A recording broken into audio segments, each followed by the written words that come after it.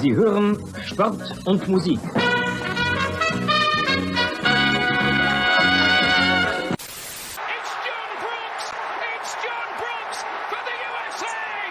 Das Spiel ist aus! Deutschland ist Weltmeister!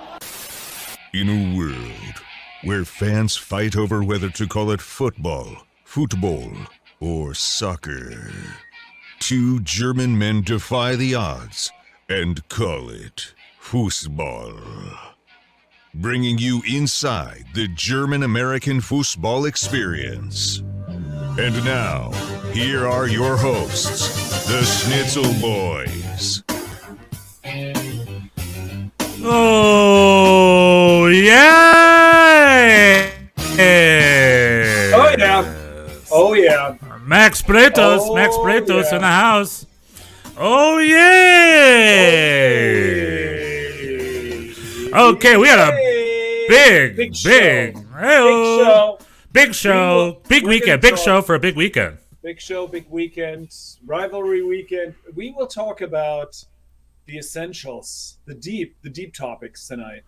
Nature, the worst. nurture, feast or famine. Are you Supply, are demand. is our destiny predetermined, or are we the masters of our domain? Are we just Stay tuned. Stay Are we tuned, and we will reveal it all. Are we living in a giant simulation, and is none of our choices our own, and we just follow through step by step of all the decisions that have already been made? Well, This is what you tune in for the Schnitzel Boys to learn about. What is up? What is up, This is everybody? our How you thing. doing out there? metaphysics special. How am I doing? I'm doing great. How do you think I'm doing? Well, according to the ESPN broadcast, I saw you twice cheering with your fisherman's cap on, going yeah! And I wanted to freeze frame it for our thumbnail, but it's hard to freeze frame an ESPN broadcast. I had that experience as well. I was Yeah. trying to, after you told me, I was looking for myself and us, and I did find myself. I have this. Yeah, I was Twice. very happy. That's right. You can see it twice at the end. Yeah. I was given a recent issue NYCFC reversible bucket hat a couple of weeks ago by a friend of mine. Shout Nice. out to Nick. And I've been Nick very, Cushing? Nick Lichtenberg. No, Nick. Oh, Nick Cushing. okay. I know more than one Nick, but yeah, I've been very pleased. I've been very pleased with the bucket hat. I love a good bucket hat. I don't know that I'm missing pigment in my skin, so I need sun protection. And so yeah, the bucket hat was good. And yeah, ESPN is hard. It's hard to on your phone. It won't. If you take a screenshot, it won't. It stays black. It stays they black. have like Yeah, I guess they have some very kind of smart rights for it. So what you need to do is you need to pause it protection. on the TV. You just pause on the TV and just take a picture of it. Just take a picture. That's what I'm Yeah. going to do. Once Yeah. we're done with this show, that's what I will do. Yeah, I mean, obviously, we're talking about the Hudson River, Derby. I say Derby. Last week on the podcast, I said Derby County for Wayne Rooney, and when I listened to it, it's like it's Derby County. Come on, Stefan. Only if you're English, Even though it's spelled As an Derby, American, the as an Brits are American, you Derby. say Derby. Isn't that Well, like? but if it's their team, it's called Derby County. Call it Derby County. I don't know. We Isn't can do that like? can't we? But if you call a game between rivals, I call that a derby, like the Kentucky Derby. yeah, I no? guess it is a derby. No, they're right. It is derby. Or like the home Unless run you're derby. like the hipster poser. soccer Derby. fans that say But derby. Mate, if the it's in derby, English- the derby is the Saturday, mate. Yeah, but if mate, well, there you go, Australia. Oh, right. I can't even do it. You know how those Aussies love their football. But if it's an English term, that's what they say it. We can say Derby, right? Like, do the Brits say Kentucky Derby? They probably say Kentucky Derby. Don't you think? Maybe. I don't know. Well, I will have to investigate. If you're a Brit, let us I know. don't like. Email us. I don't know. I don't like the Anglicism. I don't say derby. I don't like to say nil. I like to say zero. Do you I don't say know. kit? Do you say kit? I don't say kit. I say jersey. I'll say Do you shirt say sometimes. pitch? I guess I don't say pitch. I say field. Yeah, me too. Also, I think instead of kits, I just say uniforms. Jerseys and uniforms. Uniforms. I don't think I would say uniforms. I would call them jerseys, or I would call them shirts. Yeah, I'm perfectly fine with that. So the two teams in the white uniforms, the black uniforms, take the field. Like, I'm perfectly fine with that. I don't know why that would be a day. Because in America, those are the words we use. So, no, 100%. Yeah, it's fine. I know Bob Bradley got criticized for saying PK. It's a little weird. I just called it a penalty. Well, if you're an American in England, you got to tread extremely lightly. There's very little. True, and it's very little room for the way the Germans call it an Elfmeter, which means 11 meters. Yeah. So what if I started using that term in English? I'd be like, oh, we got an 11 meters on the field. An 11er. We got an 11er. We got an 11er. We just start using our own terminology. Well, it's not because it's yard, right? We count in yards. It's 12. Isn't it 12? Is it 12? Yards? Probably 12 yards or something. 12 a 12-yarder. Always down the box for a 12-yarder. Oh, that's going to be a 12er. That's going to be a 12er. Maybe I'll do a toe slapper right in the center of the net as we have the goaltender hanging out in front of that little goal. This broadcast brought to you by Budweiser, king of beers. Anyway, this is me. I'm putting myself in to be the next play-by-play guy. You know who should have put as number one on that list I made a couple weeks ago, the best play-by-play guys? Me, Stefan. I have no experience, but promote yourself. None of the other award winners seem to care that they got this award. You may as well number one. Put yourself. Yeah, I tweeted at them to be like, congratulations. I'm supposed to be really excited for you guys. That's a joke, and no one even liked it. They didn't care. I also tweeted at Nick Cushing to ask if he was related to Peter Cushing. He never wrote me back. Who knows? They kind of look similar. Who knows? Well, anyway, so we have a lot of stuff to talk about in Europe and in MLS. MLS has a lot of stuff this weekend. Stuff I want to talk about. And there's also a couple we have a couple stories that it's so funny being a German-American soccer podcast, how many cross pond stories we could find these days. There's two I can think of off the bat, but I'm not going to bury the lead here, or I won't reference them. We'll talk about them later. Let's just go right into the derby. So here at the Schnitzel Boys house. Yes, the derby. With the two New York fans, me of the New York Red Bulls and Bjorn of the New York NYCFC. Here's a question. How come the last 3 articles I've read about New York NYCFC, they incessantly call them the Pigeons? I've never heard that before. That's our nickname.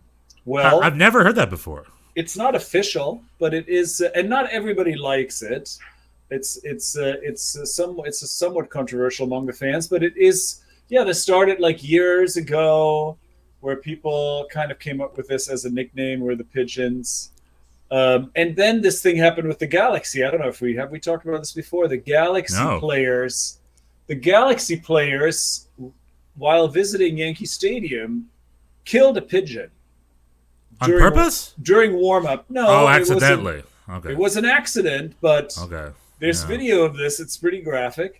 Oh. And they killed this pigeon, and they were kind of laughing about it.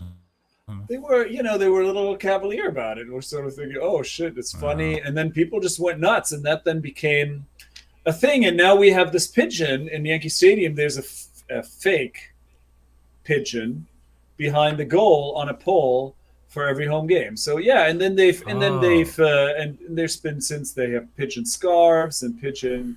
Yeah, it's like I said, it's not. There's a guy who wears a pigeon mask. He's the NYCFC pigeon. Got it. I never knew that. It's just funny. We're the Pigeons. Yeah. I read a couple articles. It's good game for the Pigeons. It was the first time I've seen people use that term so loosely. And I was like, oh, I guess they're called the Pigeons. That's nice. I'm always. I enjoy it. Not everybody, like I said, not everybody likes it. I Makes enjoy sense. it, and so I'm happy to. I'm happy to see it when actual writers use it. That I think that's cool. I like it, and this is something.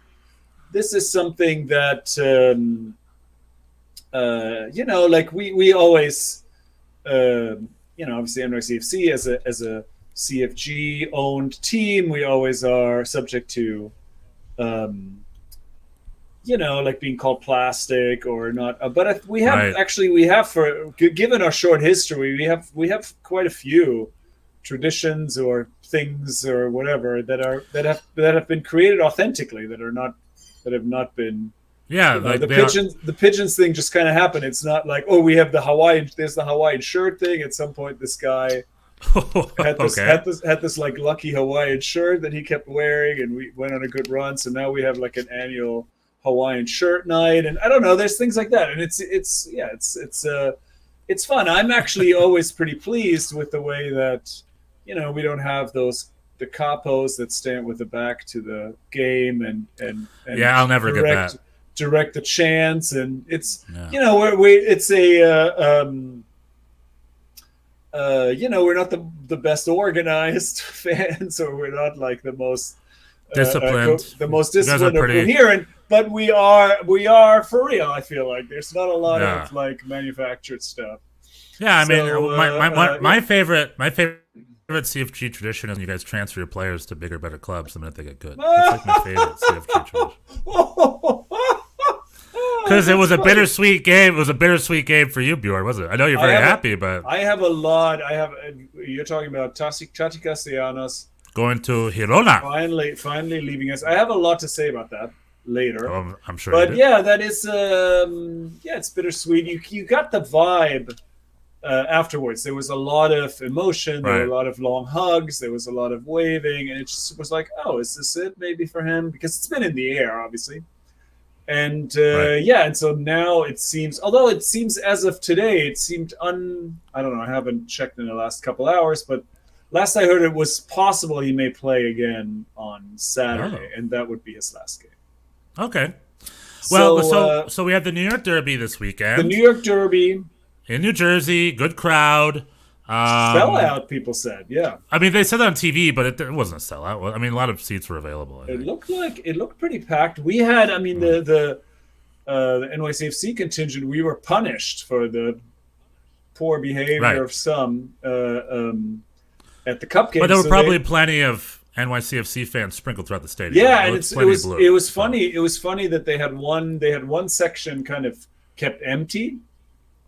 And during the game, it was filling in more and more. People were coming from other sections and just sort of gathering there. So in the end, it was also pretty full. Yeah, there was a good amount of people. The vibes were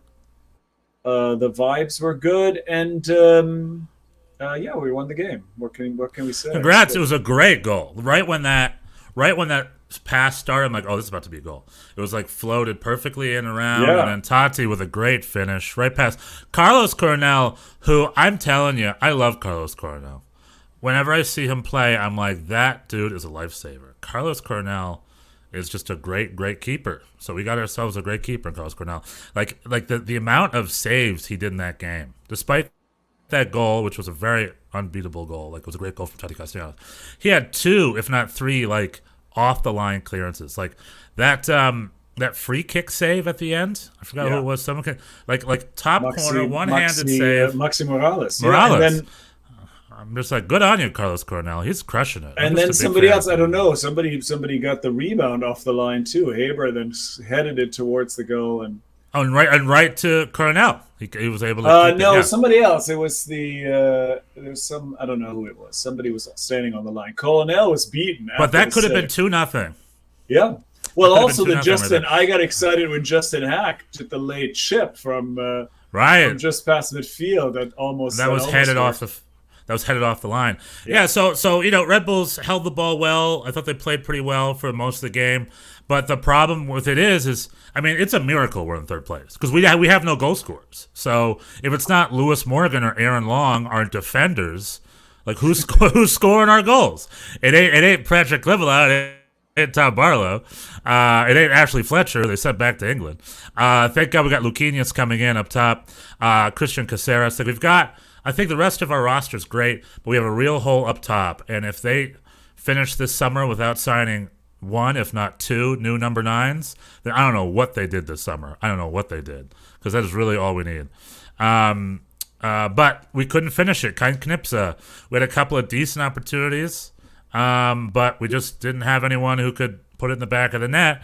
And then you guys held strong, played very efficiently, and then you got us on that one great goal. I think what was that, the 65th minute or the 70th minute or something? 69th, yeah. 69th minute, yeah. And I think I agree. I thought the first half the Red Bulls were definitely the better team, had the better chances, and Sean Johnson actually also had a couple of good saves, and we could have found ourselves behind. But then even towards the end of the half, I thought there were some signs that we were kind of getting into it, and it seemed like that the game plan for us was to be a little definitely calmer and a little slower. Because last time in the cup game we were way amped out and we're fighting everybody, and this time in the first half I was like, it looks like we're a little bit on the opposite end of the scale. Everybody seems a little lethargic, but it seemed like maybe that was part of the game plan, like against in relatively hot conditions against a high pressing team. I think maybe the game plan was to kind of keep things slow. Because in the first half, it looked like, are we time wasting? Are we just like playing for a scoreless draw? But I think it was a little bit of like save yourselves for the second half, and it definitely in the second half we had not only more of the ball, but we had some good chances throughout, and there was relatively little offense from the Red Bulls in the second half. So I think in the end, a deserved win. Yeah, good win. Good on you. You went to New York. You won 1-0. New York is blue. Deserved win. I appreciate your lighting. I appreciate your conciliatory. Is that the word? Yeah. For the fans at home, the listeners who aren't watching a live broadcast, I usually my frame is red because New York Rebel is red, but I did a blue today in honor. However. But you're still red. It's just your background that's blue. Well, it's blue, and then am I red? I think that's just me being sunburned. I'm not trying to be red. Oh, is it? Yeah, it's just the LA. I'm just blue, and then I got a red light up front. But I'm wearing my brand new gear here. Can you see it? What do we got here? LAFC. LAFC. Black and gold. Who even are the New York Red Bulls? You lose a home game to your rivals. That's it. You're out. And then my other team won a great game with Nashville with a freaking stellar debut. Are we ready to move on to another topic, or do you want to talk more New York Derby stuff? I just a little bit just today. Well, we're going to talk about Tati Castellanos. That's a separate transfers. In the transfer segment. They were just some head scratching post game quotes by Gerhard Struber, who said that he started not Klimala or who's your other guy? Barlow. He started a man named Fernandez, Omar. Omar Fernandez is he's from the Bronx. He's from the Bronx, by the way. And he's usually a number 10. Yeah. And he was asked about that. He was asked about that in the press conference, and he was saying how he was trying to exploit our center backs. The NYCFC center backs are not the most mobile, and he was trying to exploit that. And it was just head scratching all around. That is really not something that we would be aware of as a problem. I think Alex Collins. Somebody then posted some stats saying that Alex Collins is the single most ground covering center back in the entire league, and Thiago Martins is not far behind. So like I don't think of our center backs as not mobile. So I don't know. That was odd. Well, can I translate that? The whole we don't have two good number 9s, so I'm trying to pull stuff out of my butt now. Yeah, I think so. I turned one of my number 10s into a false 9 because what else am I supposed to do? That's what it felt like. He was like, our number 9s are crap. I tried this guy. He also didn't do anything, so now I have to give a reason why I did that. But I love my Gerhard Struber. No making fun of Struber, okay? I love my Struber. His interviews are ridiculous. He's very much like, yes, up front, we have to do the force. We have to get there full 100% intensity or whatever, Very Austrian, and I love it. Yeah, he said something about the high ball forward events that they didn't follow up. The high ball forward events that we did not.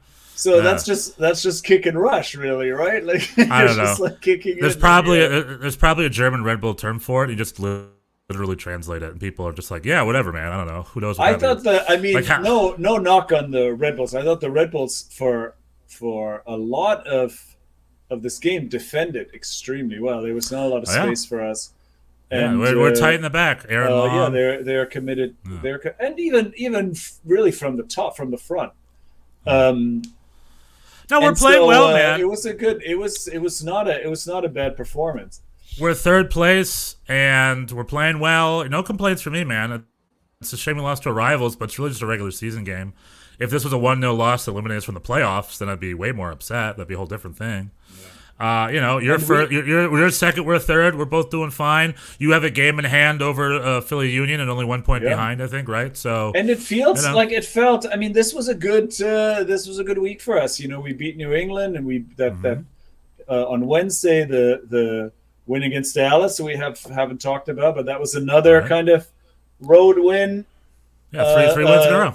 Yeah, 3 wins, 9 point week. That's really good. 2 of them 1-0 wins on the 1-0 wins on the road, and it's just good. I mean, it still feels, especially in the Dallas game, the defense still feels a little tenuous. It still doesn't quite all fit together. I mean, Santi Rodriguez had that beautiful assist, but like 10 minutes in, I said to my son, I was like, we have to take him out. Like he looked in the first 10 minutes, he looked like he was not up for it. There was a lot of giveaways and poor passing, and eventually it all came together. It's still a work in progress under the new coach, and now obviously with Tati leaving, there's more stuff to figure out. But obviously, a really good week, and the effort is there. The effort and the coherence. That's going to be a big blow, don't you think, with Tati Castellanos leaving in the middle of the season? So you lost your coach and your leading scorer in the matter of 2 weeks. Well, I mean, we'll see. Haber might be back. You know, Haber pre-injury in 2019 was the great was one. But he of missed the a best sitter. Number 9s. He missed a sitter over the weekend. He's not back in shape again. But he scored the winner in Dallas. He scored about a goal a game, and he hasn't played all that much because Tati has been starting. But he has lately, for each of his appearances, almost scored a goal every time. So if he can be anywhere near what he was in 2019, then we already have the replacement on the team. And it must be nice. We'll see. It must be nice to have 2 number 9s, much less one. It is pretty. One number 9 leaves the guy the other day. It's pretty luxurious. I mean, Talis Magno also has the quality, I think. He's a little raw, right? He's still raw, soft. And we haven't seen him being a really solid finisher. But you know, Tati Castellanos was not that either when he arrived. He was like a winger who couldn't finish when he first came, and it's been a journey for him too. It wasn't an overnight thing. So. We'll see. We'll see what happens. But I feel much better about the team than I did a week ago, for sure. So, very cool. Well, congratulations. I'll see you next time, you know. We had not won. I'm sorry, this is the last thing I say. We had not won at Red Bull Arena since 2017. Yeah, good. So good on you. It was a good. There was definitely a little bit of celebrating among the fans and the players. Like it felt like a good one. Maybe we'll see each other again in the playoffs, perchance. Perchance, a chance to dream. Are we going to play each other again in the regular season? Do we play each other in August again? Oh yeah. We have to. You have to still come to Yankee Stadium. Yeah, that's. I think that's September, maybe. It's a little ways. Okay. A little while. One more game. All right, cool. So, speaking of number 9s, by the way, Tati Castellanos doing it right. New York Red Bulls, 0 number 9s. We need a number 9. We can't get it. You know who got themselves a great number 9? Is the Columbus Crew. Oh, yeah, Cucho. Cucho Hernandez has scored 4 goals in his under 90-minute appearances. Yeah, pretty impressive. I think 3 off the bench or whatever. I think he had 1 start. He's only had limited amount of minutes with the Columbus Crew, and he is just scoring up. He's just stepping right into it and scoring up a storm. So it's very exciting. It was a very interesting transfer to happen because it's like Columbus Crew splashing serious cash for this Colombian striker. It's like, okay, good on you guys. Like over here at the New York Red Bulls, it's like, not us, man. We wish. He came from Watford, right? He was on the books at Watford. I don't know exactly. Let's see. I have him up here. He was at Getafe. And yeah, I guess he was at Watford not playing much because he's been on the books at Watford for years, but he was like a part of their loan army. Played for Mallorca, played for Getafe. And then here it's got 4 goals in 3 appearances. for this time, the Columbus Crew. Great goals, too. So he's crushed it. He is the new informed Joseph Martinez. So well done, Columbus Crew. So first of all, I've got an LFC jersey. Because although I'm a New York Red Bulls fan, I live in LA and I keep my eyes on the LA teams, LAFC and the Galaxy. Right. And I really, really, really wanted to watch the LAFC game because it was a big, exciting game. It was at Nashville. Nashville's a fun team. Chiellini starts. Chiellini's and starts and Bale. So it's a debut. Yeah. It's a debut for both of them. But because I live in LA, it was blacked out and I could not watch the game. So I watched the Columbus-Cincinnati game, which was still a great game. It was also the one on national television. And I guarantee you Fox Sports was like, we did that wrong. I'm sure it's like we should have done the LAFC Nashville game tonight. Right. Because they were talking about it a lot during the broadcast. They're just like, I'm here and Gareth Bale's coming on the field over that other game. But anyway, I couldn't watch it. And I can't watch the replay because it's blacked out. So I just had to watch the highlights. I couldn't freaking watch the LAFC game. You don't have your local sports network? It's on antenna only, which is very cool. I do support that because I do have an antenna. But my apartment has terrible signal and doesn't pick up the channel. So I have to like jerry rig it, which I might do. I have to like maybe install a bigger antenna outside and like run a wire into my apartment or something. I don't know. I love the fact that local broadcasts, like Cincinnati does it, I think maybe Nashville even does it. I think Inter Miami does it. I love it when the local broadcast is over the air in your city. And you can just get an antenna. I appreciate that. I think that's great. And I think that's very accessible for anybody, old and young. But unfortunately here, because they do that for LAFC, but unfortunately in my apartment specifically, because Hollywood has a lot of hills, and I live near the Hollywood Hills, TV signal is very hit or miss. And there was no way for me to stream it without not living in LA. So I am looking forward to the Apple TV deal next year, which we can get into a little more later because there was some new news about that recently. But just want to say, Chucho Hernandez, Columbus Crew had a good 2-0 victory of Cincinnati. Good on them. Good for the number 9. LAFC won 2-1 in Nashville. Still the strongest team in the league right now. Yeah. And Chiellini had a good game, but Bale had a very boring 20 minutes. They don't know what to do with Bale. I mean, Carlos Vela and Gareth Bale play the same position pretty much. Yeah, so. he doesn't fit in that well, it seems like. We'll see. Yeah, and so, yeah, we'll see. Exactly, we'll see. They have to figure that out. I mean, I think I read that Steve Trundlo is going to try to put Carlos Vela central so Gareth Bale can stay on the wing. But Carlos Vela is a winger, so I don't know. We'll see. We'll see what happens. It's a lot of people. That's a lot of people who don't defend all that much, to have in your starting 11. So, yeah. That's right. It'll be interesting to see how that all works out. Maybe they'll send, I said this last week, maybe they'll send Izzy Tashuri-Shradi back to us if they don't need him. Yeah, probably. They probably have some excess. They have to make room for that extra $40 million they have to find around somewhere for Gareth Bale. Or is it 1.6? Or is it 1.6 million? Ernst Tanner got fined. Did you hear that? That's right. Yep, that's on my list. So Ernst Tanner, get this. So I love the allocation disorder. Did you see allocation disorder? Did you see allocation disorder this week? Oh, I didn't know. Listen to it. To Norio Stage Skull. Yeah, so they called Kicker some obscure outlet without a website. Oh, isn't that crazy? That's true. That's like, hey, you're a professional journalist. You've never heard of Kicker? It's Germany's #1 soccer and they very much have for years. And they very much have a website. Oh yeah, very much so. They got a live print. Like that's bonkers to me, because they said essentially what happened was this: Ernst Tanner was being interviewed by Kicker magazine, which is Germany's arguably biggest sport publication outside of maybe Sportbild. Maybe it's Kicker and Sportbild are sort of the big two. And like, I forgot exactly what the question was. Maybe they got him out of context. Pretty much, he's just like, we're very, very suspect. He's talking about how it's unfair because big. Pretty much, he's hinting that the league leans favoritism to the bigger markets, and that which is very true, by the way. I mean, there's a lot of history. There were some other under the off the books payments, maybe. Like Gareth Bale and Chiellini, maybe more Gareth Bale. Was like he made $38 million a year at Real Madrid last year. Now he's at $1.6 million in LA. Like that's quite the pay cut. So how'd they pull that off? Wink, wink. You know what I mean? And which I think is a perfectly reasonable thing to say. It's also very German to just say what's on your mind and to say things that you think are true. Like the idea of like keeping things quiet for political reasons is not a very German trait. So like, but we live in a day and age where the world is global. So even though it was in German, even though it was Kicker, That got picked up quick. That just spread like wildfire, and got translated, and the league fined him for it because there is an.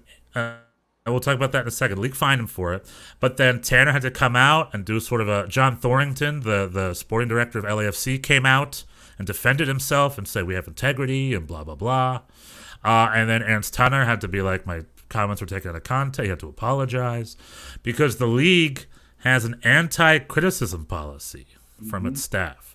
And people get fined when they criticize the league, which as a fan, I think is freaking nuts. I would love... The league kind of said like, A, this is not true, and B, you could, even if it was true, you can't say it. They also have no way of telling if it is true. Again, an allocation disorder, like all the league gets is contract paperwork from LAFC. What LAFC does to finagle it, the league isn't privy to that, you know. And they brought up the fact that Zlatan was on such a low contract, but he made millions of dollars for appearance fees. And then, like magic, 2 weeks after he left LA Galaxy, he became a 50% owner of Hammarby in Sweden, a club owned by AEG, owned by the LA Galaxy. How is that not an in-kind... You know, what's the value of that? Like, they gave him a percentage of a $100 million soccer club in Europe. You know what I mean? How is that not compensation for your time played at the LA Galaxy? So, like, again, the league needs to maybe... it's just like, it's damned if you damn if you don't. It's just like... It's just teams are cheating, and some of them clearly get away with it, and some of them do not. Because, like, this Gareth Bale thing reeks an awful lot like this Blaise Matuidi thing. You know. And you can say this without getting fined. I can, because I'm an independent media man. I don't work for the man. I work for myself. I'm a man with a brain and a thoughts. So I just want to say the MLS anti-criticism policy is bad. Now, one thing is I understand there's legal implications because everyone here in this country is always sensitive to libel. So just legally speaking, it makes sense not to not encourage that kind of behavior because it's just a legal mumbo jumbo here in the United States, so maybe elsewhere it's less so. But with that being said, I think the league is way more excited when people go at each other. I love it when owners go at each other. I love it when GMs go at each other. I love it when clubs go at each other. That's the whole point.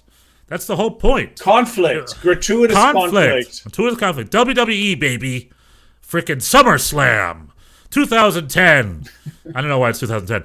Ernst Tanner is like, us little Philadelphia's doing miracles with our little budget. Meanwhile, over in LA, the league is looking a blind eye while they cheat with Gareth Bale. What a great thing to say. Now I want to see the Philly Union LAFC game, don't you? I want to see that game now. I want to see the team that called out. Yeah, I don't know. Yes, because one of them's going to have egg on their face at the end of the game. So I am all about encouraging people to go at each other the way it is in the rest of the world. There's no point to try to pretend like we're all best friends and we all get along and it's all nonsense. I'm just against any sort of engineering, anti-competitive engineering.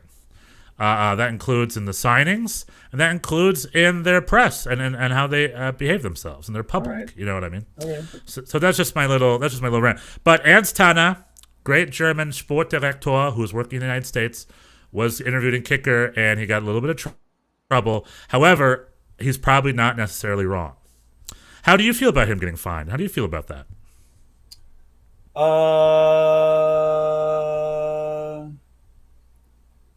Yeah, I guess I agree. I mean, people should say what they want to say. I think that's fine. If you want people to not just give generic answers, you have to have a little bit of tolerance. On the other hand, I mean, it is kind of it's a big accusation if you're basically saying, oh, these guys are cheating, and he didn't say it outright, he was sort of inferring it.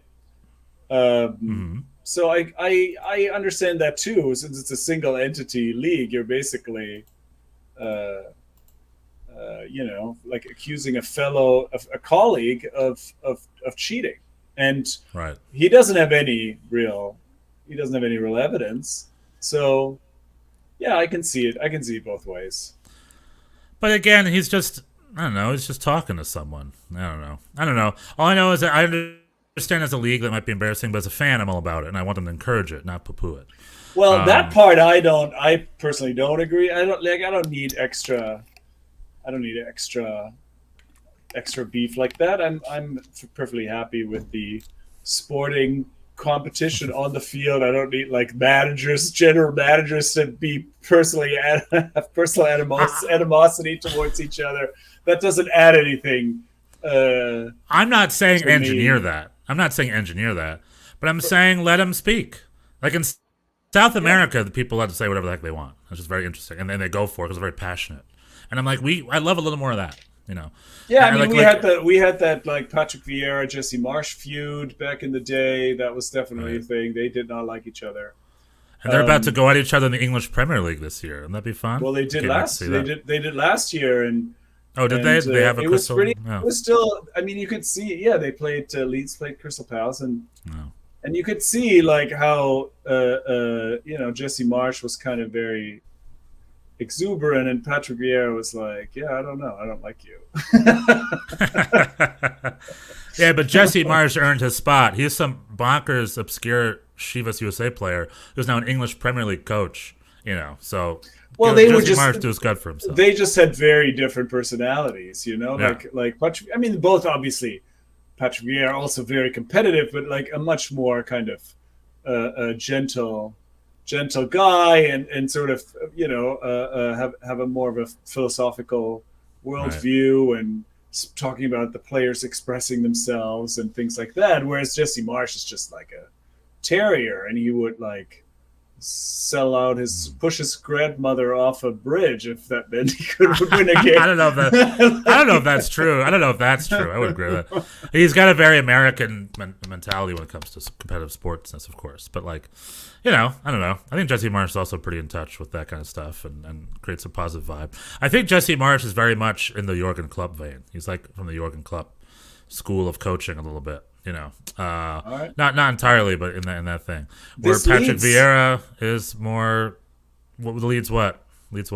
Well, I was saying this Leeds team is going to be interesting because there's a lot of.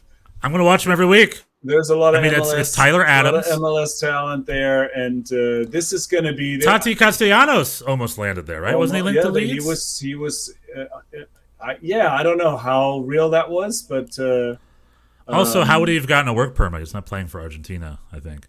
Unless no, maybe but he has enough. Somebody was explaining this on Twitter. He has enough points to get a work permit in England. Oh, he does? Because of his. I think there's enough in terms of because of the MLS Cup and Golden Boot, and there's enough. He's got enough clout to. That creates points. I don't know how this works. I think that's yeah. I can't claim to understand it either, but a journalist on Twitter who presumably knows about these things, he explained that he did have enough to get a work. So the UK work permit office is like, hold on, this guy won the MLS Budweiser Golden Boot. Let's add 5 more points on this thing. He's in. That's it. He's in. We have no further questions. Yeah. Wait a minute. This guy won the MLS All-Star Game half-field loop shot tournament against Atletico Madrid. Whoa, he won the Heineken crossbar challenge. That's it. Boom, he's at Manchester United. Approved. Yeah. If that's a real job, I want that job. I want that job. I want to be in the UK permit office being like, all right, how do we get this guy points? Let's see. Oh, that was a good goal. Yeah, I want to see that in England. I'm just watching people's highlights. Apparently he is eligible, but it looks like that's not happening. But anyway, this Leeds team, I don't think there's going to be a middle ground. This is either going to be a big success, a watershed kind of success, or it's gonna go up in flames. I'm hoping they'll do well. I'm hoping they'll at least avoid relegation again. And we'll see. I'm rooting for him. I hope Brandon Aronson stays in good form. Hope Tyler Adams steps into it nicely. I think he does have the talent for that. I look forward to it. And Patrick Bamford did they lose him? Is he still there? The big thing is that when he's healthy, they're in better shape. So I'm trying to think. Yeah, but he's Bamford healthy. He was coming back from a big injury and he struggled. I don't know where he's at this year. He's still at Leeds. Hopefully he's healthy and playing well. Yeah, I think that's going to be a big factor. And they need another number 9. That's why it would be nice for Tati to go there. But at last, Tati has elected to go to Spain. But I still have one. I have two more MLS. I have two more MLS all right. things. Let's do those. Do you have any other MLS things? No, I was going to object to your phrasing of we'll go into transfer. But we'll go into transfer. That sounds good. So it's good. I'll hold my tongue. Please, because I'm curious. He's elected not to. Okay, well, let's get into it. So the other thing, which I texted you over the weekend, and NYCFC also has this great program, where next year, in addition to all season ticket holders, this is at Atlanta United. Atlanta United, which had a tie over the weekend against Orlando. They're still not in great form. They're not what they used to be. They're still sort of trying to get themselves back into the shape they had. But Atlanta United, in addition to adding the fact that season ticket holders get a free Apple TV subscription for the league, which all season ticket holders get, their away fans get free tickets to any away game as well. They added that in there too, which I think is a really, really great incentive to have Atlanta fans hit the road. You still have to pay for a hotel and flights, obviously, but the game is like, we'll take care of that. If you want to hit the road and root for our team, we'll pay for that. And that was I think that's a really, really cool program. Yeah, I mean, NYC. So good on him, Atlanta United. Yeah, I said that to you over the weekend. NYCFC, it used to be that the season ticket, the supporters groups would get $10 away tickets, and now it's all season ticket holders have access to these ticket blocks. I think that's great. So it's $10 a ticket, and that's not the deal breaker. It's usually you drive, you fly, you have a hotel room. It's like whether the ticket is free or $10 is not going to make the difference of whether or not you go. And also on the paper, like all the revenue goes to the away. Like if you went to the New York Red Bulls, the New York Red Bulls makes that revenue. That's their revenue. So as an away fan, as a club, you have to be like, is it worth it for us to pay for our people or to subsidize them to go root for our club? Yeah, I think they do subsidize it a little bit. Yeah. Or should we encourage them feeding the coffers of our competitors? You know what I mean? So it also makes sense a little bit on a logistics standpoint. Yeah, I mean, it depends on the game. We had, last year in the playoffs when we were playing in Philly, they really were very stingy with their allotment. Right. They had it was very hard. I could not get the cheap tickets. I had to pay big money to buy tickets on the free market. That was the exception. But then MLS Cup, I think I paid $30 for the ticket or something. Nice. Like, that was through NYCFC. That was just, it was similarly heavily discounted, and nice. a lot of people took advantage. Yeah, it was great. Yeah, if I were to go to MLS Cup just paying on it via SeatGeek or something, those tickets are at least $100 or $200, I think, depending on the cup, probably on the minimum side. Probably. So that's nice. But again, you flew to Portland. You flew very far away, one of the furthest cities you could fly to. Yeah. I mean, it was. And we. It's not the price of the ticket is not the deciding factor. Right. It's like that's the least of the problem. But I just wanted to say it's nice. It's nice to feel like the team appreciates you going. And in the case of NYCFC, that's definitely the case. I mean, anytime we followed the team on a bigger trip, like when we went to Costa Rica for CCL, or there's definitely you feel appreciated. People are into it.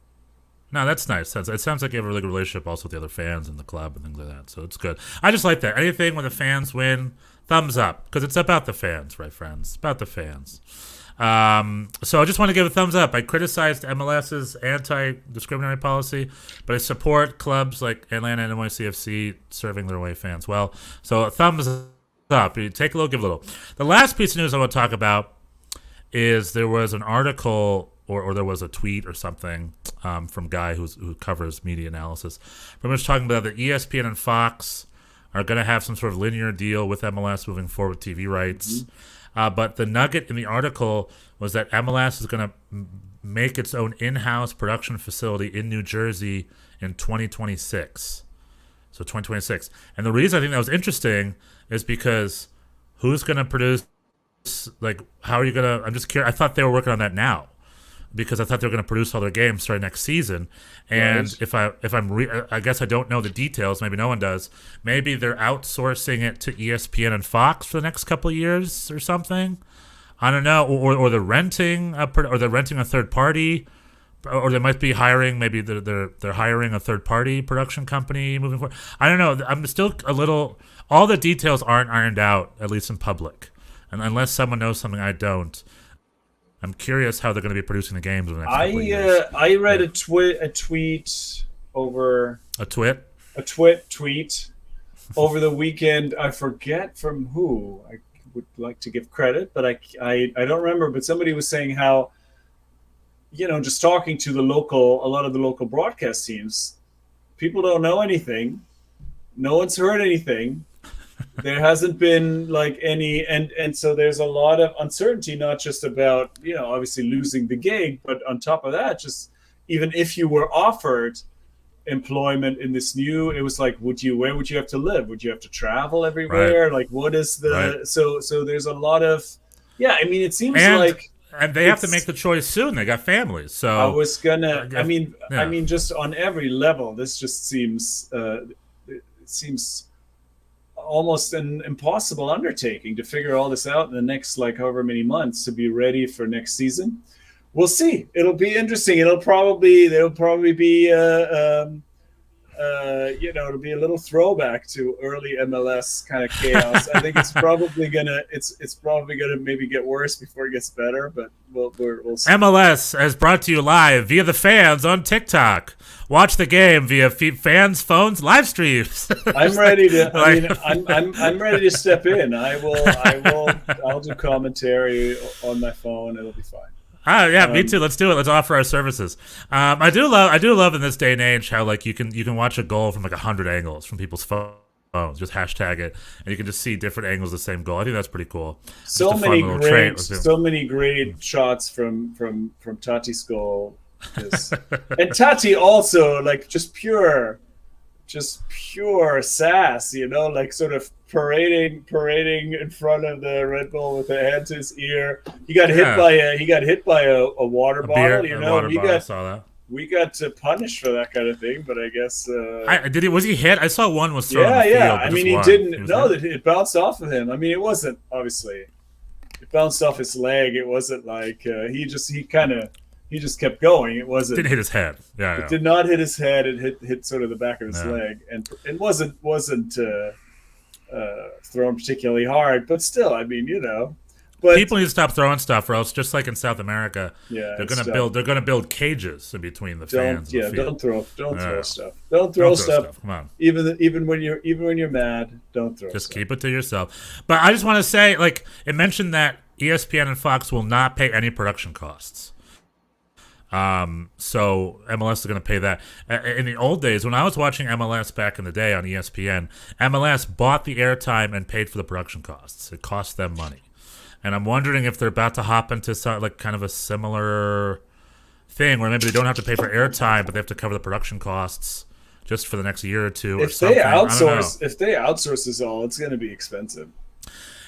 So it's just I don't know who's producing these games. I think they are, like I said, it seems like they're going to build one over time, but right now they might hire some third-party company to get in there, probably do it for next year. Who knows? And who knows what that company is. It's going to be a while. So, I mean, didn't DC United, they did that. They sold their local broadcast rights to some very dodgy streaming platform, and that lasted like 3 months, and they couldn't. Did they?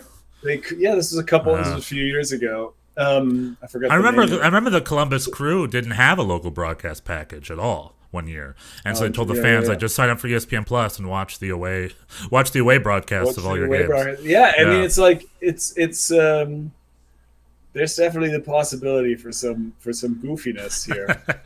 Before this gets all I put my seatbelt on. Like there's the sky's the limit. I'm really excited about it because it could be really good. But then it could easily just be it's going to be a soft launch. You're going to have to wait a little bit or something. The logistics will be daunting. Yeah. It's not going to all look super slick on day one. So anyway, that is MLS on-field, off-field stuff. Trying to think of any other big results. RSL beat SKC 3-0. Seattle still lost this weekend. That they're still not. Yeah, Seattle without Rui Diaz is toothless. Yeah. Miami came back. Miami came back, was down 2-0 and came back over Charlotte. I texted you halftime. Yeah, like, I was like, Christian Otanzio, former NYCFC assistant. Christian Otanzio is going to be coach of the year for Charlotte, but then maybe Phil Neville's going to be coach of the year. Who knows?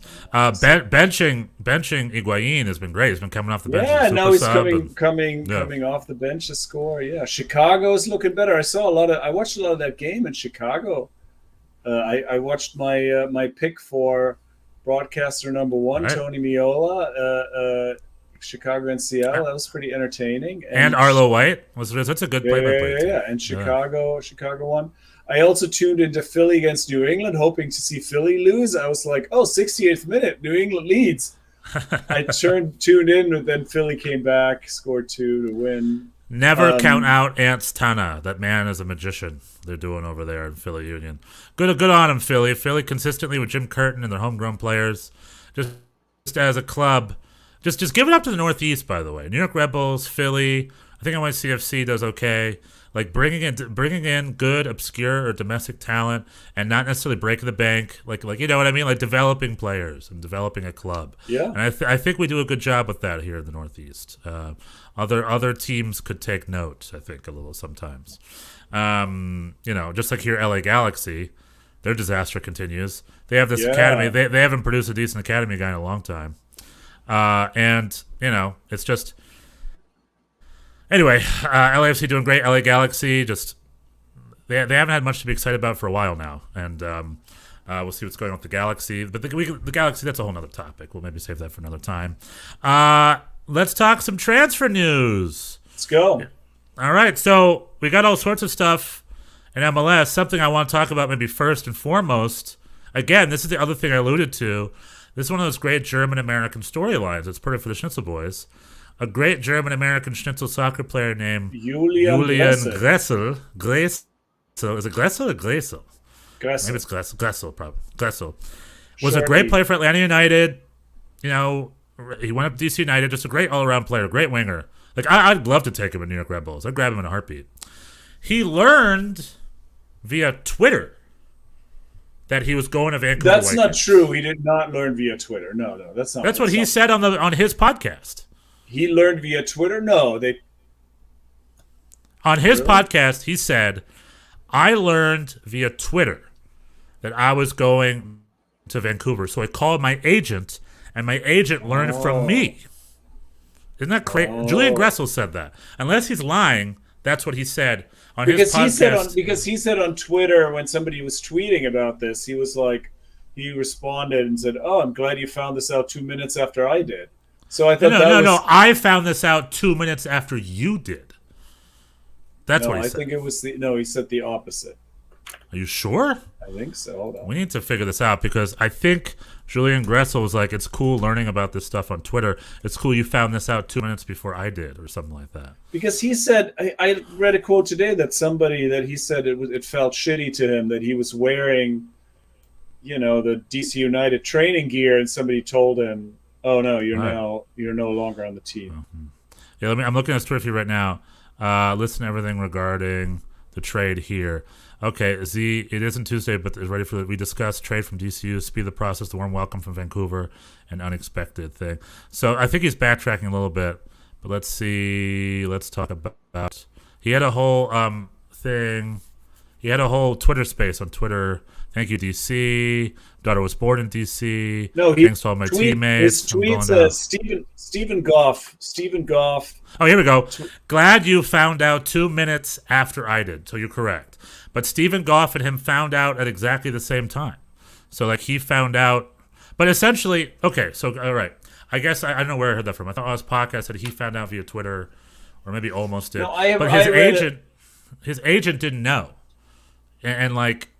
The reality is, like, the big picture here is, well, real quick, what are you going to say? How did he find out then? He was on the training field? Well, I was reading a story where he was saying, during training, he had the gear on, and then, this is not something that happens.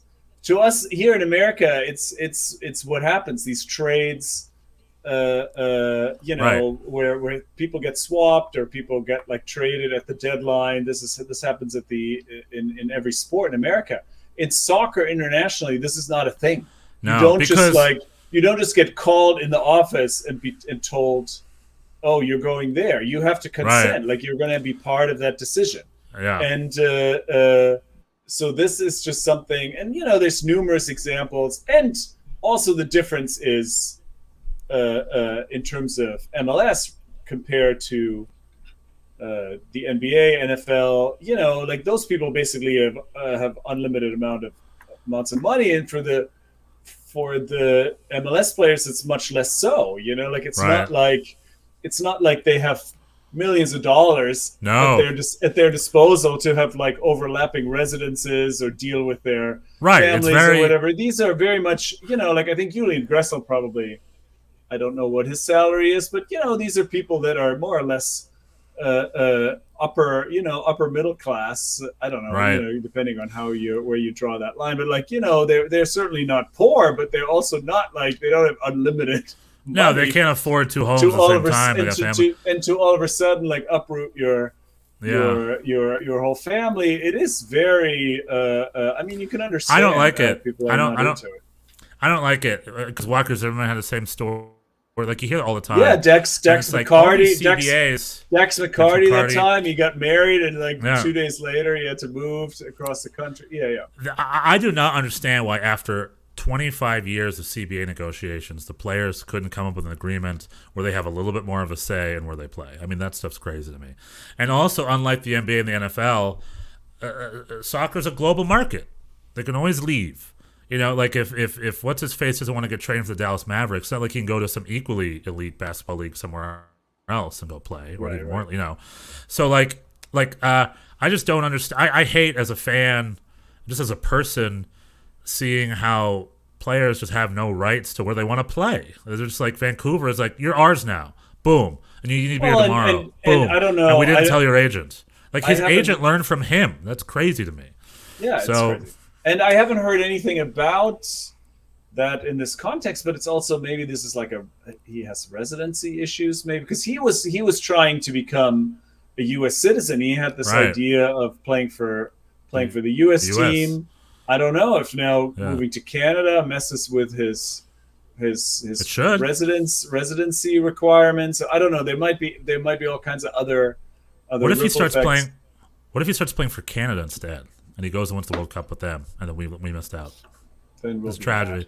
All I know is that the moral of the story here is for the next CBA, number one, the players should get final say. The way it works in Europe is players have a contract for themselves, and then the clubs have to negotiate a fee, and after the fee is negotiated, then the player has to negotiate personal terms. That's step two.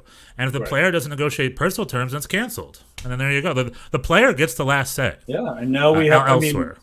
Right now, very prominently, we have the situation with Frankie De Jong, right? And he's playing for Barcelona. Man United wants him. Barcelona got him to defer 17 million worth of salary, and so and now Man United wants to pay them a lot of money for Frankie De Jong, and they're like, "Oh, that sounds great." And they're like, "Well, can you defer these 17 million that we owe you?" And he's like, "Fuck no! I mean, that's 17. That's 17 million. Are you kidding?" And so, we'll see that we're still in the middle of that. But that's exactly. It's not like this doesn't just happen. It's not like a Barcelona can just say, "Hey, we trade you to Manchester, pack your bags." Exactly. It's not how it works. But in MLS, they have rights. They have more rights. In MLS, that is what happens. And Julian Gressel said it felt shitty. He said it feels shitty. He doesn't like it. I don't. Yeah, just be sent away. Because also, I don't know why Atlanta got rid of him in the first place. Like he's not a player to get rid of. I don't know. He's a good player. He's one of the few players. Like that's always the thing. If you're making a change, we did this with. NYCFC did this with Alex Ring, sending Alex Ring to Austin FC. It's not that we didn't like Alex Ring, but if you have a player that can generate, where you can get some general allocation money within the league, that can be very valuable because you can expand your salary budget. So and obviously those players are few and far between. So when Atlanta traded Julian Gressel, I mean, I think in retrospect they regret doing that. How's it been since they did that? It has not worked out for them. But the idea was like, oh, we generate, we give up we generate a lot of general allocation money to basically expand our salary cap, and in order to do that, we have to give up. Obviously, you can't just generate that kind of money with anyone. So you have to give up somebody that's good. I am more than ready. That is desired by other teams, and now it's the same thing. Wayne Rooney's coming in to DC United. Right. They need to find some space in their salary budget to bring in some players that he likes, and so this was an opportunity. This was like they gave $900,000. So you're telling me that's a lot. So you're telling me in the world of MLS salary nonsense. Yeah, it's a lot. Elsewhere, nowhere. Well, also with the salaries, even if they make $300,000, $900K a year, that's a lot of money to people like us, I guess. But athletes retire by the time they're 30, so they need to like save that, and then they have to go get some post-playing career. So they make a lot of that money, but if they don't get injured, and if they keep playing and get contracts and can squeeze out a decent few years of a career, they have to save that money and spend it forever, So at the end of the day, that salary most MLS retired players find other they go jobs, work. Right? I know, but do you understand what I'm saying? Like, I know they get paid a lot of money, but it's for a very short period of time in their lives. It's not like they're. Well, this is why now I think. Fortunately, they finally have done away with this like draft spectacle. Right. MLS will have this like draft ceremony. In the NBA, obviously, this is an emotional thing. You get drafted, you that means like tens of millions of dollars immediately. NFL too. Yeah. NFL too, and so obviously these are life-changing when I was in high school for these kids, and then you have these MLS drafts, and these guys. They're not even guaranteed to make the team, and if they do, they make like $80,000 a year or whatever. And they give speeches like thanking their. It's like, dude, relax, that never was really a thing. Well, it's like giving an acceptance speech after you get hired by Amazon or whatever to work there. It's like, I got drafted to work the warehouse at Amazon. It's like being congratulated that they put you on a top 10 list on Twitter, and like no one. I don't know what that's all about. That's exactly what it is. Yeah, like I'll tell you though, like I was gonna say anyway, I'll tell you though, when we're talking about this general allocation money and all that stuff, I'm more than ready for the league to just get rid of all that. You're allowed to have financial control. I'm not saying you can't, but do it more the way they do in Europe or the way they do it in the Bundesliga. Like I think they should just open up a little bit, get rid of the draft, get rid of the whole allocation order nonsense. Just let the teams sign good youth players they can find here in America. Let teams pay for players with real money. You know what I mean? Just like I think open the system up a little bit. Even if you wanna have a salary cap or you want to have limits to spending, you could. Which they should. You could still sort of. Just simplify it. Simplify it and relax some of those rules. Because again, we talked about this earlier. Like Lorenzo Insigne is getting $15 million a year by himself, and it's like there should. It's weird that our rules say that's okay, but a club starting 11 can't cost $15 million throughout the 11. You know what I mean? That's weird to me. That's weird. I agree. And like just, I think definitely some opening and some relaxing. Is in order. Yeah. Just let the clubs go do their best. It's enough of a competition already. And also the whole draft and the discovery rights to players, that's all nonsense to me. And just go to colleges, go to youth. There's so many young. There's here in California, there's a group called the Alianza, which is like a nonprofit group that specifically scouts like kids from the streets and things like that. And there's opportunities to find great talent all over this giant country. And it's on the clubs to go scout and sign them and beat each other out over it, So find the talent. It's there. You don't have to engineer that as well. I don't know. I'm just fine with everything opening up, and so I'm always fine with the league internationalizing itself a little bit and offering it something simple. I don't like the fact that I need to have a calculus degree just to figure out how trades work. But I was going to do a side story. Yeah. No, go ahead. Especially with what? Yeah, especially given the economic realities of the league, it's not like it's the NBA. It's not like these people Right. make tens of millions of dollars. So yeah. If Julian Green needs to go to Vancouver will send him $900,000 cash or $1 million cash for the deal. Easy peasy, endo wendo. DC United has $1 million. They can do whatever they want with. Vancouver's got a player. That's how that works. And Julian Gressel should be able to be the final decider. Should be like, yes, I will go to Vancouver. Should be able to call him and be like, hi, Julian, this is our plans. I'm the head coach. I see you doing this. I think you should be our right winger because we need this for the, you know what I mean? They should be able to talk about it first. And then he should be able to be like, yeah, that sounds good, agree to it, and then go do it. You shouldn't just be told you're in Vancouver now. Exactly. While he's wearing the DC United shirt, he doesn't want to be like, oh, now you're actually on Vancouver. Yeah, I agree. Yeah, there was an old sort of criticism where MLS called Major League slavery. Not a great word, obviously, but like. This is an example of why it gets that moniker sometimes. It's like the players need more rights. Little dramatic, perhaps. Yeah. Maybe Major League Servitude. Major League Servitude. Yeah, maybe a little better. Seems more. But all I was gonna say, we don't have time for this. But when I was in high school, my high school's football coach moved there because his son was an NC State football player, and one morning we all had to watch on the news. We all broadcast ESPN News on our school PA systems. We're sitting there watching as Coach Rivers, was his name, was with his son, Phil Rivers, who was playing NC State at the time, and he was drafted to San Diego Chargers. I think he was maybe the top draft pick that year. He got a $30 million signing bonus, and he went off to have a pretty great career. I mean, Phil Rivers went off to, I think, have a pretty decent QB career for the most part, at least for a few years. And that was like a big event at my high school. So I only learned it by then, but that makes sense because that makes sense. But MLS just can't have that. That's just not how soccer works. So it's not how MLS works. There's no 30 million for any draft picks. Oh. But also, where does that work? Where, like with NBA and with NFL, like these players seamlessly do well. In MLS or in soccer in general, when you put a youth player to the starting team, it's very much a trial by fire. Let's see if this works. Like you can't guarantee. I mean, that's the other. Yeah, if we want to go down that rabbit hole, that's the other thing about obviously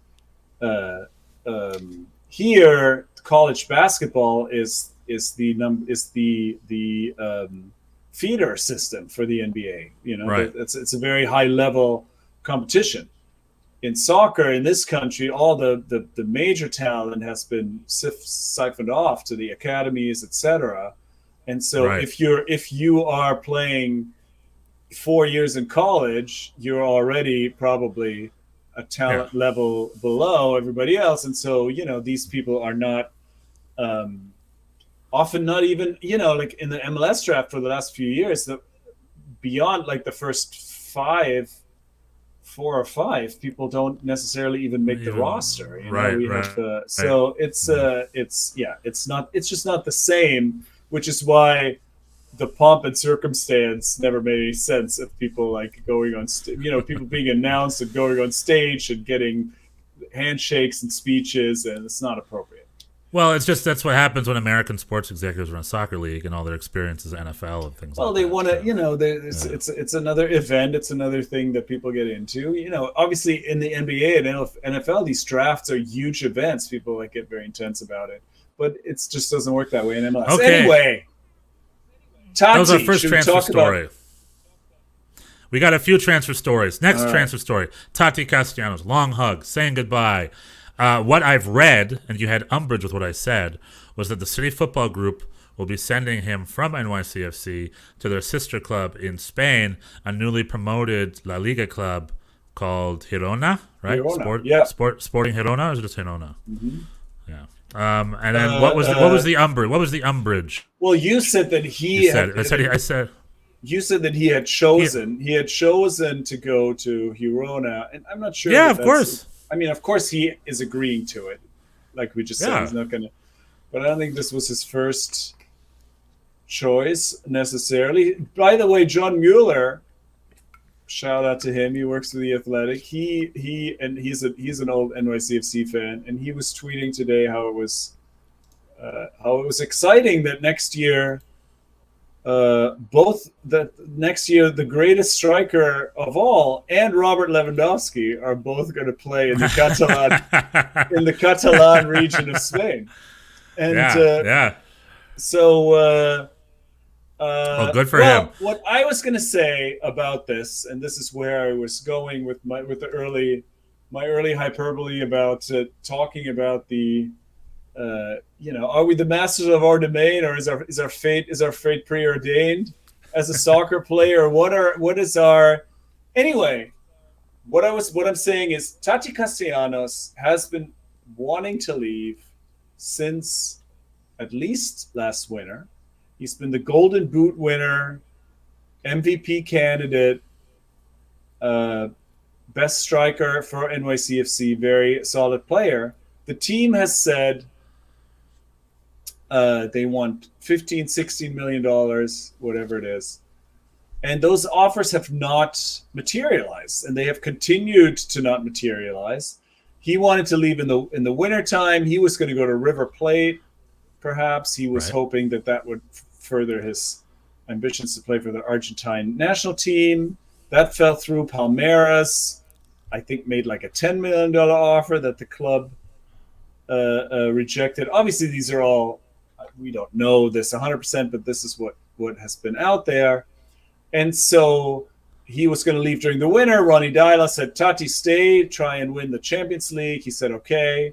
He stayed till the summer, and now he said he's ready to go, and he wants to go. But still, the $16 million offers have not materialized. Whatever interest Leeds may or may not have had, it wasn't $16 million worth of interest, because that offer never came. And so, but now I guess CFG, to their credit, want to accommodate this deserving player. And so they are basically, and this is what happened with Jack Harrison. Jack Harrison, although in the case of Jack Harrison, there were some substantial offers, however, in a lower tier. I think they were asking like 5, 6, 7 million or something. And they had some offers coming in, and then CFG said, okay, we will pay this same amount, and we will just put him on City's books and then loan him out.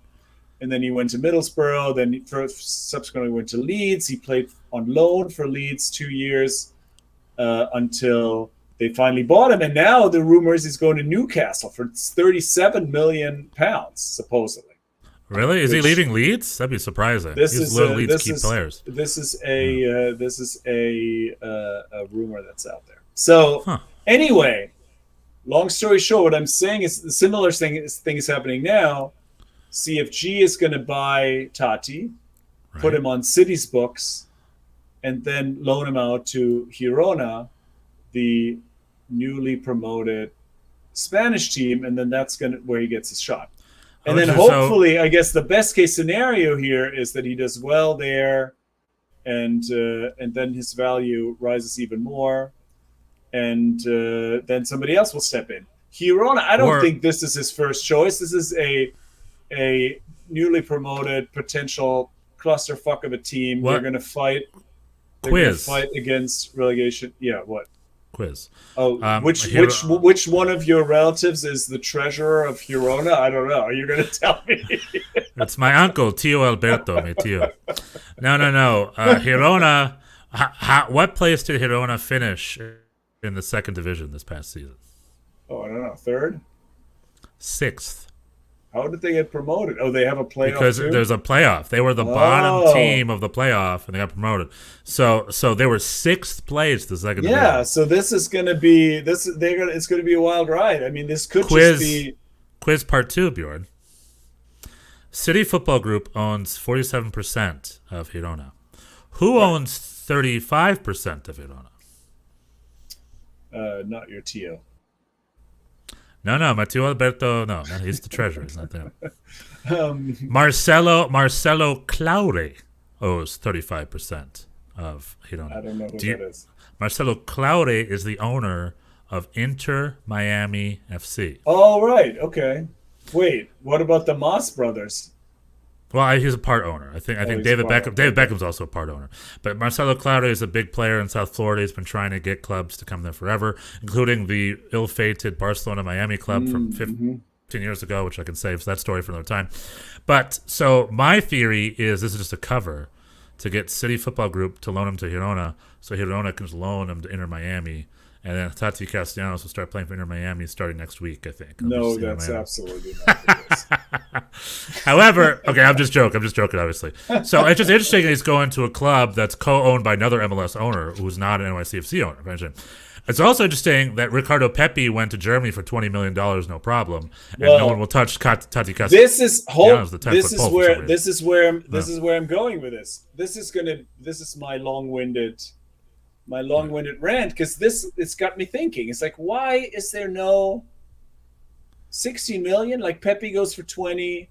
Yeah, Bochum can't pay $16 million. No, they don't have that. You sure? No, even on a Bundesliga level. They absolutely do not. That is not a thing. They don't. They have never paid $60 million for anyone.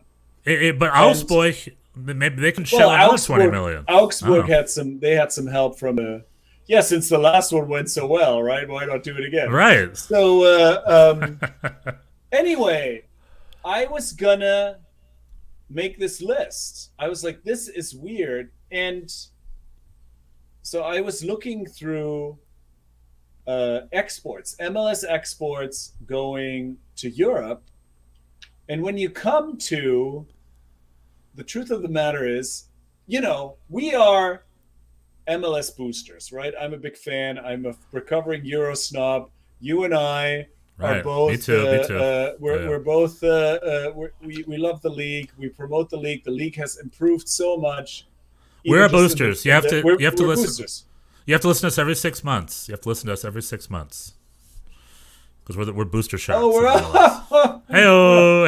Oh, COVID joke. Anyway, we are MLS fans. We're converts. However, since we are not employed by the league and we do not have to pay fines for negativity comments, we got to be honest. If you look at MLS players getting transferred, and this is obviously, you want to make the distinction between American players and MLS players. There's lots of young American talent thriving in all over the world. But you're talking about old school 1990s transfers, buying a player from a club, somebody who is somebody who is playing in MLS, not Giorena, never was under contract, not even Joe Scally, who barely played, young guy. No, people like, and the list of successes in that regard is like two people. I could come up with two people, which it's arguable. The already mentioned Jack Harrison, and Alphonso Davies. I mean, there's others. I mean, Clint Dempsey was a hit. Otherwise, Clint Dempsey was a free signing. Well, A, you're right, but B, two things on that. MLS didn't become an exporter league until like 3 years ago. MLS did a thing where in the very recent years, there's a lot of people that go. Right, Miguel Almiron. Miguel Almiron was a good example. Well, Miguel Almiron is sitting on the bench. He's a good example, because he was also the other thing. Obviously, when you talk about these kinds of transfers, the age of a player is a huge factor. Mm-hmm. Most people like to get people very young. Like Joe Scally, he went to Gladbach 2. Alphonso Davies, he played Bayern Munich 2 for a year. There's a little bit of a learning curve. We talked about this before. The modern way of transfers are done has changed. Right. Europe wants them young. The idea of buying like a 23-year-old informed striker to transfer straight to your club is a thing of the past almost. So this Tati deal is like unless that person has pedigree in in the top 5 league. And Almiron is a good example. Almiron was 25, I think, when he got younger. Was he that old? No, he's 25. So he was not a young guy. He had a great season. For Atlanta United, great couple of years, won the title, and Newcastle paid $26 million. So enough. They made enough of an investment. He got a chance. He got the shot. He played, and he's still starting-ish, but he has. I think not, he's like a rotation player, or whatever. He hasn't scored a lot of goals, and there was recently some talk that Newcastle might, because Newcastle now has money. They've been taken over by the Saudi oil Arabian money, so they are looking to turn over their roster. And when there was some talk about Almiron leaving, it was absolutely implied that they would take much less for him than they paid for him. So it's not, it's not been a huge success. And he is in that Tati age range. Tati's 23. Alphonso Davies was much younger, like 17, 18 when he transferred. Even Jack Harrison, I think, was 20.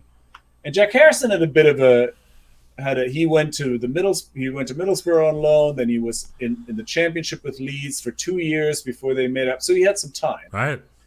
At a lower level. And the people that we have seen, because for a long time, that wasn't even a thing at all, that MLS players who went to, like the Matt Miazgas of the world. Matt Miazga got bought by Chelsea, and it was obvious he was going to go on loan somewhere, and now he's like sort of toiling around the Eredivisie. He's linked to Cincinnati. He's linked to Cincinnati, FC Cincinnati. Yeah, and probably he's coming back. Okay. Yeah, we'll take him. I mean, real quick, who's that Cincinnati DP that Bochum bought? What was his name? Locadia, Jurgen Locadia, whatever. Was that? Yeah. Did they buy him, or was that a free transfer? How'd that work? I think it was a free transfer. He was out of because he was on Brighton Hove Albion's books. I think he was. Okay. There was some kind of loan. But isn't he back in MLS? Didn't he leave? Didn't he go right back to MLS 6 months later? Locadia? I don't know. Yeah. I think because Polta, the other striker, left Bochum to go to Schalke. So I think we need him. I don't know. We might need him. Oh, I remember it was remember when you showed up? It was a thing, and I thought he left. Yeah. I need to rent. I think he's still a Bochum player right now. I think we'll see. Anyway, I'm not done. I'm not done with. Hold on. Let me just finish my rant. So yeah, like I said, 2 examples: Jack Harrison, Alphonso Davies. We don't know. Pepe could still be. He's only had a few months. He could still be, but right now, I don't think Augsburg feel like that was a good deal. And Almiron. Zach Steffen is looking for a new. He got dumped down to the championship. Brendan Aronson, we'll see what he does in Leeds. Tyler Adams also was one of those guys. He went straight from. He was one of the first. Yeah, I was saying, there was a time when the MLS player who went to Europe was going into the lower leagues, Matt Miazga, etc. And then there was this wave of players who went straight into a top 5 league. Tyler Adams. Zach Steffen, Yangel Herrera from NYCFC, and Almiron for big money. He was like the most prominent, and not very many of these guys have really done that well. Like there's not a ton of examples there where you would say like, oh, these people were like delighted to make those deals, and they're like, This is Leipzig is getting rid of Tyler Adams, and I guess they're getting some money for him. It wasn't like, and we'll see how he does. I mean, he's got big shoes to fill for Calvin Phillips and Leeds, and maybe that'll work out, but we'll see. And Zach Steffen, like I said, that didn't happen. Pepe, we'll have to see. Brandon Aronson, we'll have to see. Matt Turner. We'll have to see. Yeah, there's a lot of these people going around, but it's and most of them are much younger. Not Matt Turner, but most of them are younger, and they can still develop. And Tati Castellanos is 23 years old, and I guess the market thinks that his goal scoring, much like Almiron's, doesn't really translate immediately into a top 5 league, and that's why people are not bidding this kind of money. And this is still a thing where, I mean, Yangel Herrera I mentioned earlier, and he was always one of my favorites. Really a tenacious midfielder, and I think he still plays regularly for the Venezuelan national team, but he's still on the books for City. It's the same thing. City, I think he was already a City player before he came to New York, so he was loaned out to begin with. But he had a bunch of loans in La Liga. He played for Espanyol, he played for Celta Vigo, played for a bunch of. But he's now back on City's books. I don't know what his next step is. I don't see Celta Vigo listed. He was at Espanyol. And he was maybe I'm getting it wrong. Another was, random, various Celta Vigo just being my placeholder for random middling La Liga team that we don't really watch. Look at De La Torre, man. Right. So, they're right, by the way. They're right. The people who are like, the goals don't translate, they're right. Yeah. Well, they are because they are the MLS boosters, not like because we tell it like it is, but like other people who are like, oh, the American player is undervalued. There's a host of talent, and it just hasn't materialized. If there were so many, people would buy up the Keaton Parkses and if this were true, if you could just sort of plop people take out of MLS and drop them into a top 5 league roster, and it would translate, then people would do that left and right. And it's not happening because we're not yet there, even though the gap is shrinking. It's still a big leap from MLS, even to Europe, boot winner, to Europe. And we'll see how Tati does. We'll see how Tati does. We'll wish him the best. But so what I'm getting to my final point.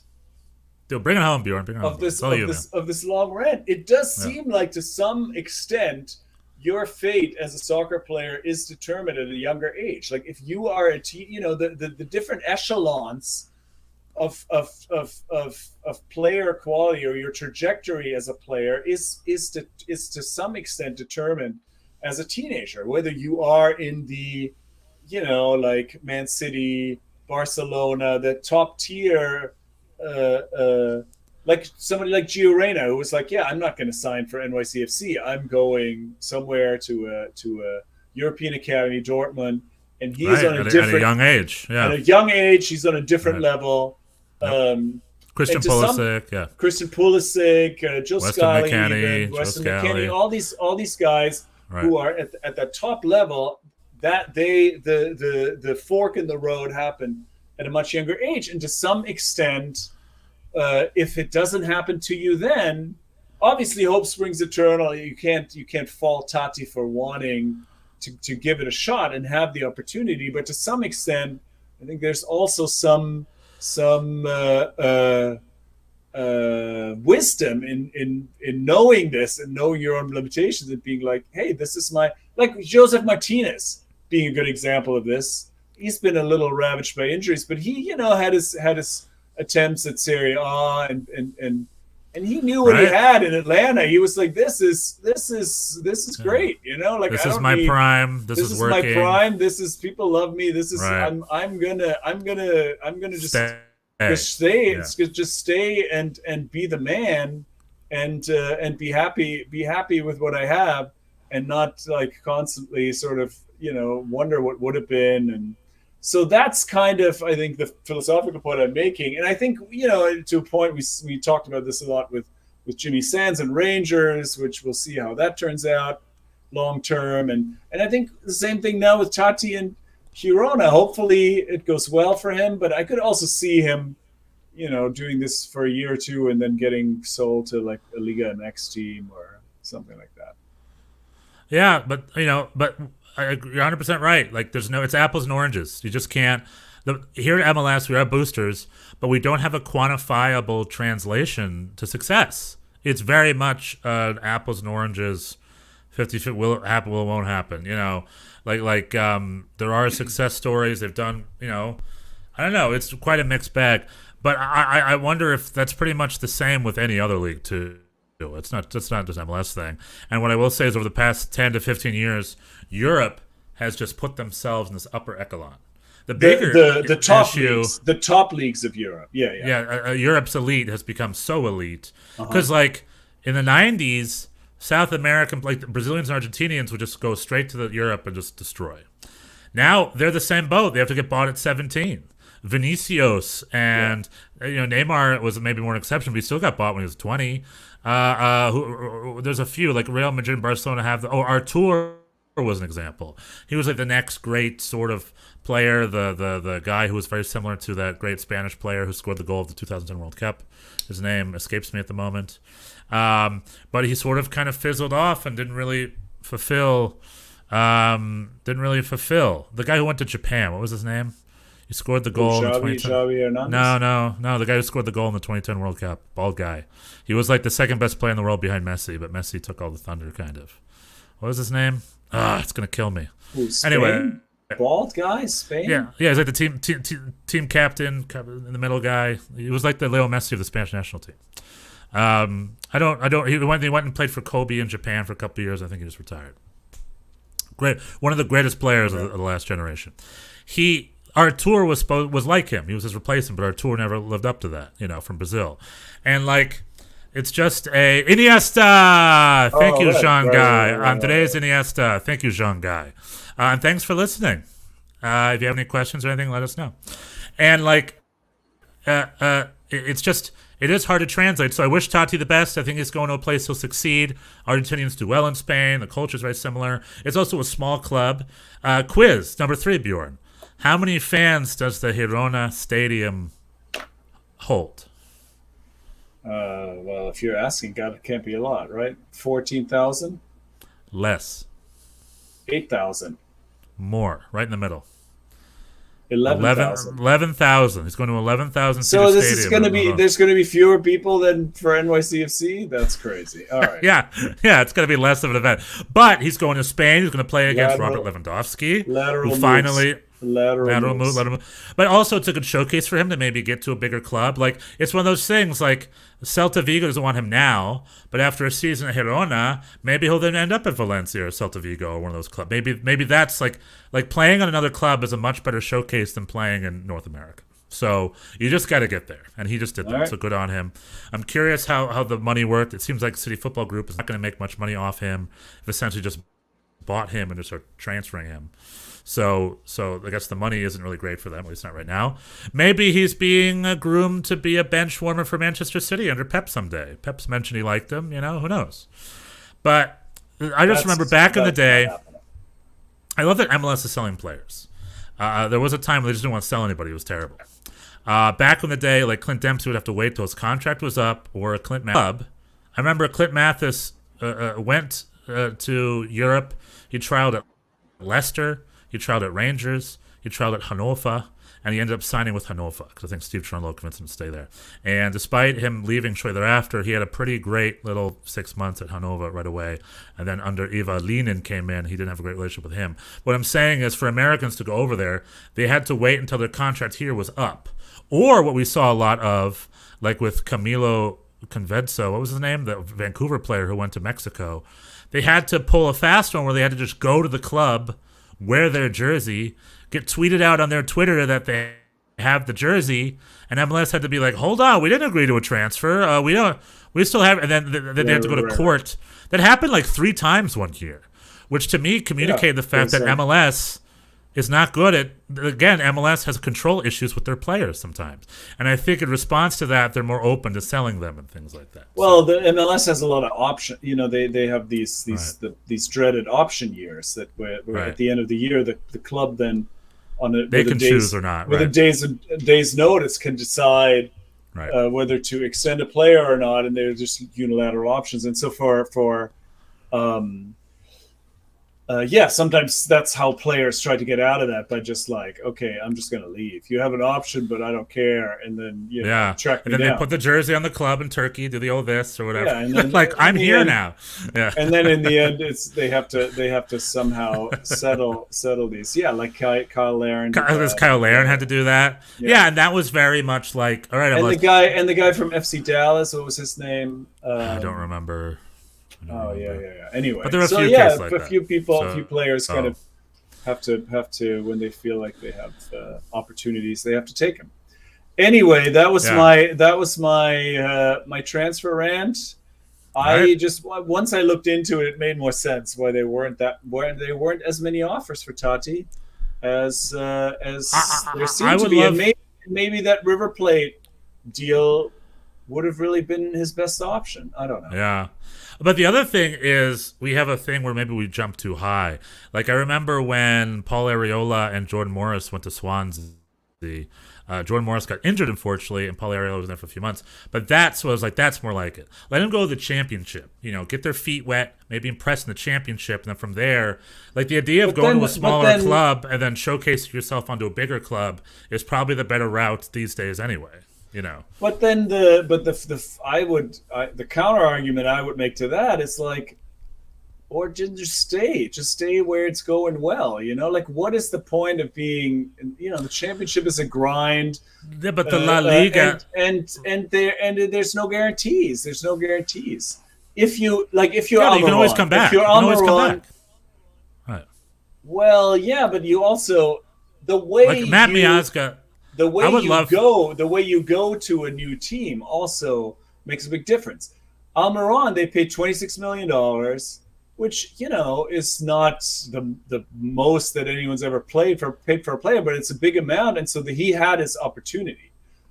Somebody like Jimmy Sands, he goes on a loan. I don't know what the fee was, and he goes for 18 months. They're like, yeah, there's no real pressure to play him. There's no like investment to recoup. You don't have to. So I think that makes a difference. If you want to go to Europe and no one wants to pay for you, you should take that seriously to some extent. You shouldn't just be like, oh no, I will show them. I don't know. Maybe you will, maybe you won't. But that's like the odds are so small. But just like Matt Turner said, you got to shoot your shot. You're young. You got one opportunity. People are criticizing Matt Turner for sitting on the bench at Arsenal. He's like, I'm 28. Like, this is the first offer I ever had. Arsenal wanted me, so I went. Tough.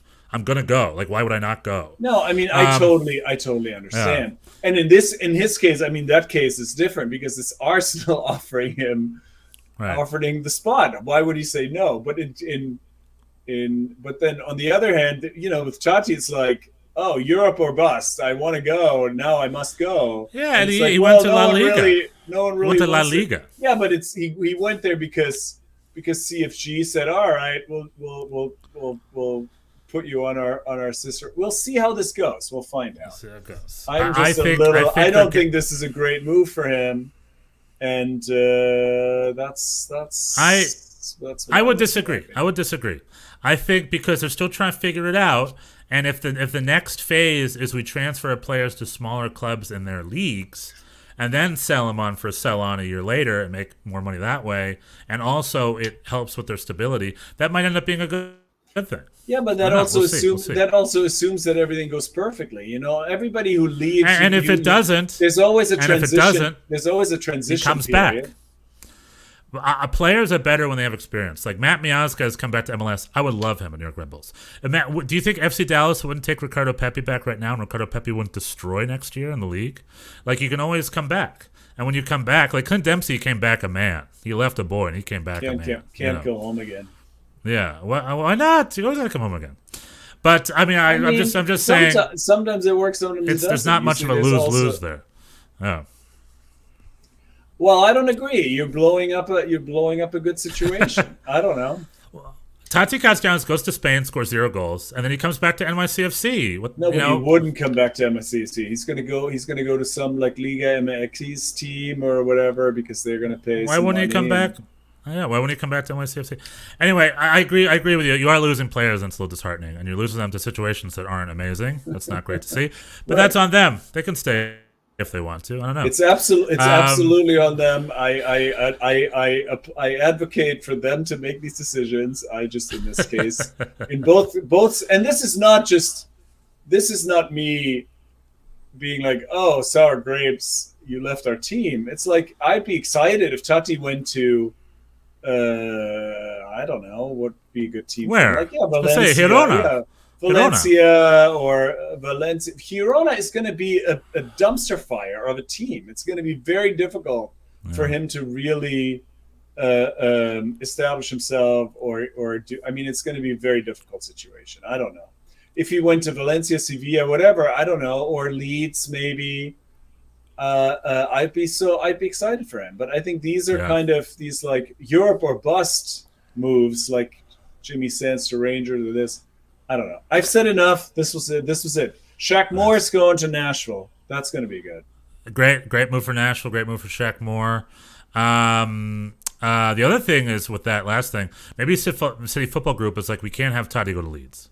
We can't have MLS's best scorer be scoring against our defenders in the league next year. Let's send him to a different league. Maybe there was a little of that going on, just to give him a little. But they didn't have that problem with Jack Harrison, so I don't know. All right, good on Shaq Moore. Greg's going to Nashville. He's done some good work for the U.S. men's national team. But I think if the World Cup were tomorrow, Shaq Moore would have probably missed the roster. But now that he's in Nashville, maybe this is a good shot for him to showcase himself a little more, and maybe get that 26th spot, as there are 26 players for the roster this year. We're at hour 40, so what else you got? Sebastian Haller has... That's it. Sebastian Haller has the new number 9 for Dortmund, has a tumor on his testicle, which isn't fun. That does not sound good. Hopefully it'll be quick. Robert Lewandowski finally is going to Barcelona and posting extremely cringy welcome videos on Twitter. I mean, that's got to be the of the many masterstrokes of Bayern to get $50 million for a 35-year-old dude. That's got to be That's got to be out there. Ricardo Pepi, eat your heart out. Well done. Are there any other big super newses? Phil Jones is rumored to. Phil Jones coming to DC United. Wayne Rooney, an Englishman, came in, got rid of a German to bring an old Englishman. This is going to be fun to watch. This is going to be either great or a disaster. We'll see. I mean, Phil Jones, if he's healthy, is I think probably a decent signing. He's only 30. Matthias de Ligt is going to Bayern for a lot of money. I am not as familiar with him as I would like. Which means Chris Richards. Chris Richards is back. Chris Richards is going to Crystal Palace. Is that true? That's new to me. That's what I heard today. Yeah. Oh, well, that's actually good. I love our Americans making the way to the Prem. He's going to play for Patrick Vieira. Yeah, set for Crystal Palace transfer 5 hours ago. Good for them. That's a good move. Yeah, good job, Chris Richards. So we got Chris Richards at Crystal Palace. We got Tyler Adams at Leeds. We got Brent Aronson at Leeds. Americans are heading to the Prem. Now go on it, boys. Get it in there. Do well. If they do well, maybe that'll lead to MLS having more interest from England. So we'll see. All right. Any last things? That's it. I ranted for long today. It's okay. I think I'm going to cut this podcast into 2 halves. I had things to say. No, you did, and it was great. NYCFC losing a lot of people to what you're considering not super impressive places. You know. Yeah. Coach going to Standard Liège. Glasgow Rangers, Girona. Be thankful. Be thankful for what you have. Yeah, I agree. I know we are. But also, we lose all our players to retirement. I'm also. I also advocate dreaming bigger. I'm not saying like don't have dreams, but you know, you're like Luke Skywalker's dad in the original Star Wars. They're like, you can always go up to Flight Academy next year. We got to help me with the harvest this year. That's what you're like, and you always want Luke to stay. So, and we know if he stayed, all would have gone well for him. I don't want him to. I want him. If I want the move to be good, if it's a move, he doesn't have to leave. You don't have to leave at all costs. You don't have to stay at all costs. Anyway, that's it. All right, we'll see you next week. Cheers. Bye bye. Bis nächste Woche. Thanks for hanging out.